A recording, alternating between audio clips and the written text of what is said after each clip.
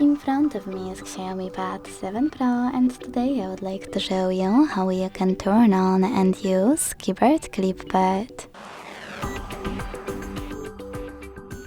Begin by launching your keyboard and clicking on Clipboard at the top of it. Then use the switcher at the top right corner to activate it, and go back by tapping on this arrow at the top left one. Now you need to copy or cut any text, and to paste it instantly, click on it at the top of your keyboard. To paste it later on, click on Clipboard and tap on your text here. To pin it, hold it and use pin icon.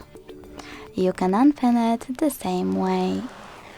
To get rid of it, hold it and tap on bin 1. To disable Clipboard completely, use the same switcher as before.